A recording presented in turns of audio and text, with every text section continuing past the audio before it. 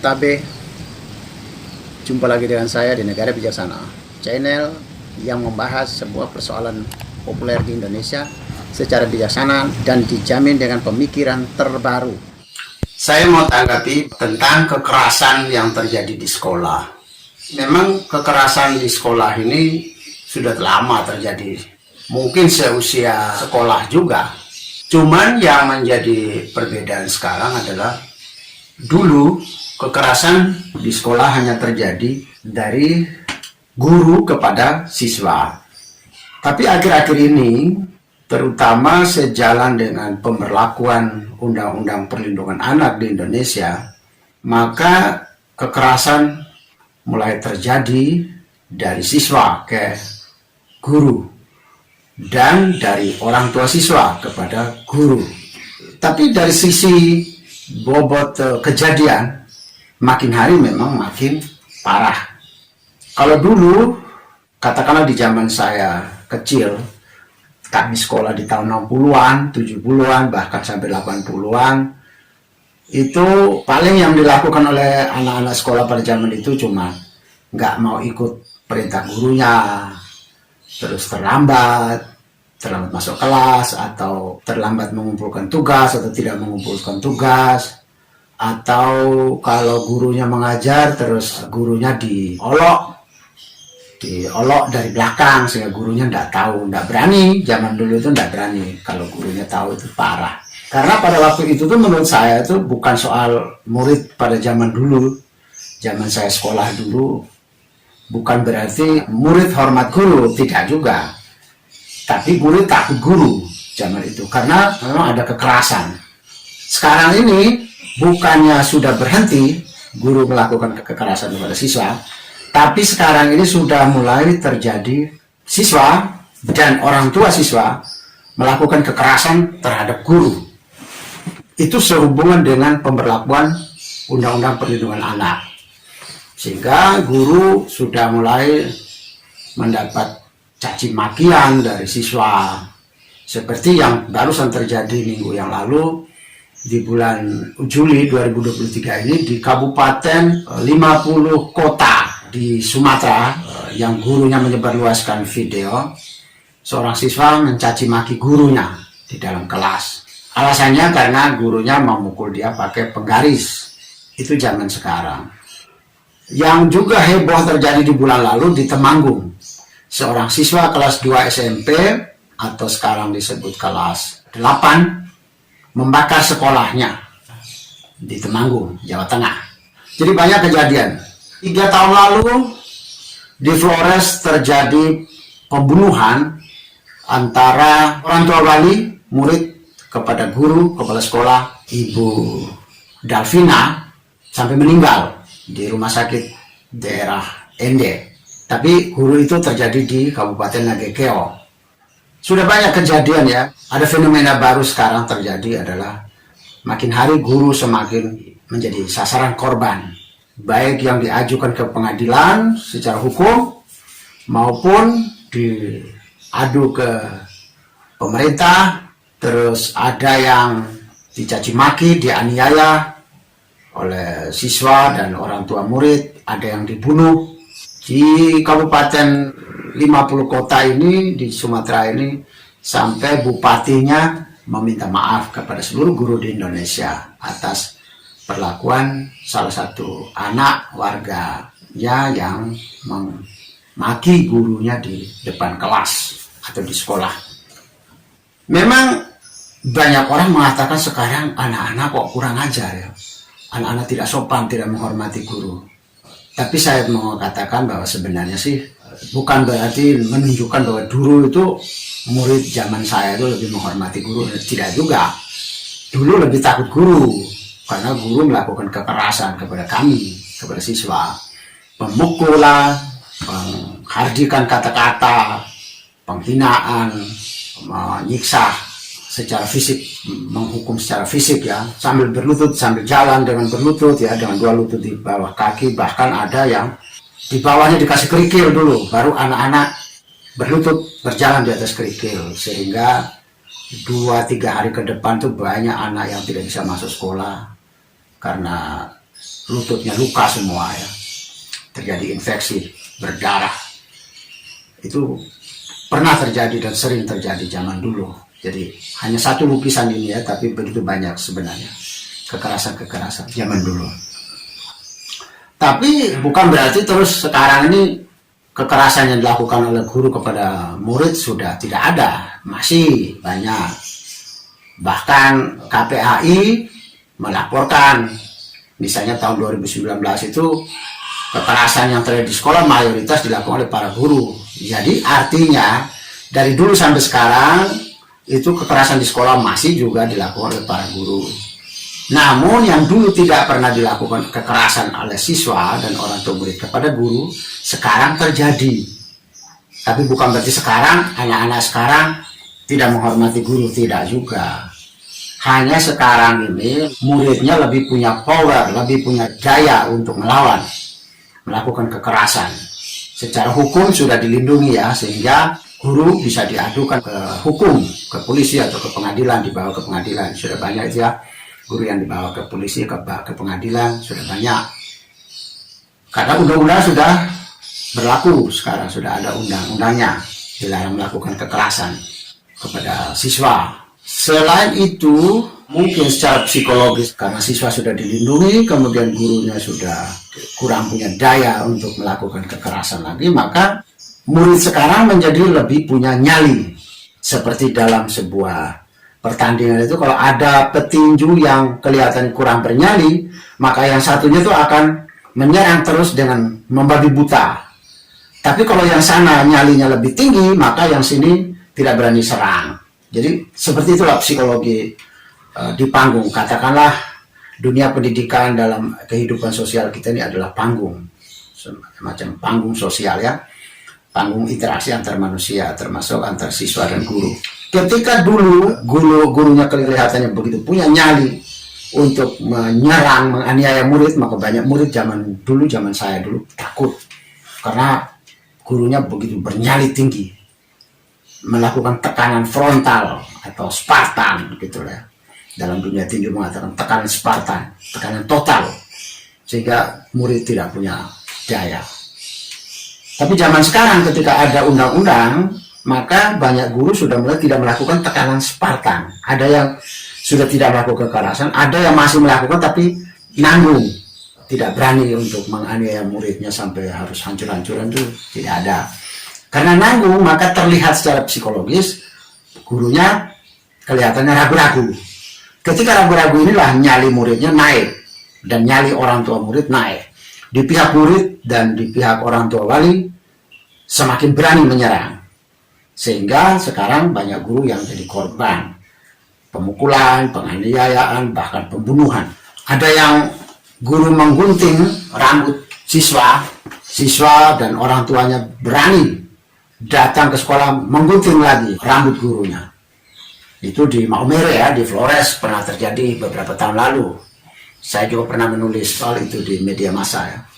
Jadi tidak benar ya kalau sekarang ini disebut murid tidak hormati guru, tidak terlalu tepat juga. Dulu sekolah adalah semacam negatifnya ya, adalah semacam lahan di mana guru membantai siswa zaman dulu. Tapi kata guru mengatakan itu adalah metode mendidik. Namun sampai sekarang belum pernah ada juga yang bisa membuktikan secara metodologis, secara didaktika, teori pedagogi, bahwa mendidik dengan kekerasan sebagai sebuah metode itu belum ada. Belum bisa ada orang yang membuktikan itu. Belum ada teorinya yang membuktikan bahwa kekerasan sebagai sebuah metode dalam mendidik dan menjadikan generasi yang bagus itu belum terbukti juga. Yang banyak terbukti adalah kelemah lembutan, kasih sayang, perhatian, dorongan adalah yang paling banyak berpengaruh untuk menciptakan generasi-generasi baru yang berkualitas. Seperti di Eropa, di Jawa ini juga begitu. Kelembutan itu paling berpengaruh. Itu bisa disajikan, teori-teorinya bisa dibuktikan, dengan riset-riset sudah terjadi. Tapi kalau kekerasan dapat mempengaruhi mutu siswa, mutu lulusan, mutu generasi baru, belum pernah ada. teori didaktika atau teori pedagogi yang menemukannya belum ada. Yang ada cuma katanya.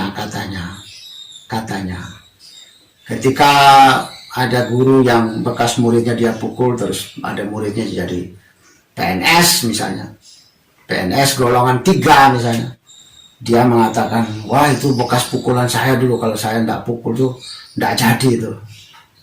Tapi pernyataan itu juga belum terlalu terbukti juga. Bisa jadi juga kalau Anda tidak pukul, mungkin dia bisa, golongannya bisa lebih dari itu sebagai PNS, SDM-nya, sumber daya manusia kualitasnya bisa lebih dari itu, sehingga dia mungkin golongannya bisa lebih tinggi dari itu, karena belum pernah diuji coba. Yang ada cuma pernah pukul, tapi yang disayang itu, total disayang itu belum terbukti, belum dicoba. Sehingga pernyataan-pernyataan bahwa kekerasan sebagai satu cara, metode untuk mendidik siswa belum terbukti secara metodologis, riset belum terjadi. Sehingga sekarang ini lebih tepatnya bukan guru jadi korban, tetapi sekolah adalah tempat di mana guru dan siswa, guru dan orang tua murid saling melakukan tekanan, melakukan represif, bisa disebut juga menjadi panggung kekerasan antar mereka. Kita sebenarnya sih yang ideal itu bukan cuma mengharapkan guru harus lembut kepada siswa, tapi keadaan yang paling ideal itu adalah juga bukan siswa harus bisa melakukan kekerasan kepada guru, tapi dua-duanya tidak saling melakukan kekerasan. Baik guru maupun siswa sama-sama tidak menjadi pelaku kekerasan, tidak menjadi penganiaya. Guru tidak menganiaya murid, murid tidak menganiaya guru, orang tua murid tidak menganiaya guru. Guru tidak mengolok murid, murid juga tidak mengolok guru, orang tua murid juga tidak mengolok guru. Jadi hubungan harus setara, saling menghargai, saling menghormati. Itu yang paling ideal. Bukan tuntutannya siswa saja yang harus hormati guru kayak zaman dulu, siswa harus takut guru, tapi guru tidak perlu hormat siswa, guru boleh seenak pada siswa. Itu tidak seimbang. Akhirnya dibuatlah undang-undang perlindungan anak agar guru tidak semena-mena. Tapi ketika siswa semena-mena melakukan kepada guru juga, maka itu juga tidak ideal. Ketika orang tua siswa juga melakukan kekerasan juga kepada gurunya, juga tidak ideal. Jadi keadaan tidak ideal ini sudah berlangsung lama sekali. Baik guru perlakuan kekerasan kepada siswa, baik kekerasan fisik, kata-kata, psikis, tekanan, olokan, hardikan, cemoohan, pukulan, dan macam-macam. Juga sama, siswa juga begitu, dan orang tua murid juga begitu. Diharapkan hubungan yang ideal itu orang tua murid dan siswa itu tidak melakukan kekerasan kepada guru, tidak cemooh, tidak menganiaya, tidak mengejek atau tidak memaki-maki, tidak mencaci maki, tidak mencela, itu tidak boleh, hubungan yang tidak boleh. Harusnya sekarang bagaimanakah supaya hubungan ini bisa diperbaiki? Guru tidak melakukan kekerasan, tidak menghargai siswa, orang tua murid dan siswa juga tidak melakukan kekerasan dan penghardikan kepada guru. Dua-dua sama-sama membangun hubungan yang setara, hubungan kemitraan, bukan hubungan atas dan bawahan, bukan hubungan musuh saling memusuhi, tidak, kemitraan. Yang satu mendidik, pendidik, yang satu dididik, peserta didik. Tanpa peserta didik juga guru juga tidak ada, tanpa guru juga siswa juga boleh dibilang di sekolah juga tidak ada, kecuali yang otodidak, sehingga tidak perlu guru, belajar sendiri. Pertanyaannya, mengapa semua kekerasan ini bisa terjadi? Dan bagaimana mengatasinya? Kekerasan ini terjadi menurut saya karena semua pihak yang ada di sekolah, termasuk guru, juga belum tertib menerapkan pola pendidikan yang ramah, pola pendidikan yang lembut, pola pendidikan yang tanpa tekanan tapi dengan mendorong, pola pendidikan tanpa hukuman tapi dengan penghargaan. Itu belum berkembang, sehingga Kalau melakukan kekerasan, maka di pihak siswa dan orang tua muridnya akan melakukan pembalasan dengan kekerasan pula. Bisa lebih keras dari apa yang dilakukan gurunya, bisa. Mereka ini kan begini menurut saya. Kejadian ini karena dua-dua belum punya kesadaran akan pentingnya pendidikan dilakukan dengan lemah lembut, dengan dorongan. Ketika mereka ini masih menerapkan pola kekerasan, baik hinaan secara psikis, tekanan, serba benar, yang tidak mengakui kesalahan, serba tahu, itu juga melukai batin orang. Maka mereka yang merasa tidak nyaman di sekolah ini tidak punya pilihan.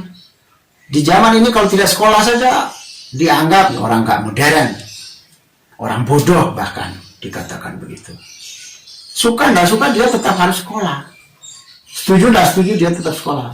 Makanya kan saya lihat di media massa di mana-mana banyak sekali orang tua anak siswa ngomel dengan gurunya itu di belakang-belakang itu ngomel. Tapi mereka tidak punya pilihan lain. Besoknya antar lagi ke sekolah, besoknya pergi lagi ke sekolah meskipun mereka tidak suka. Itu kenapa? Karena tidak punya pilihan lain selain hanya sekolah. Berbeda dengan orang yang dia punya pilihan.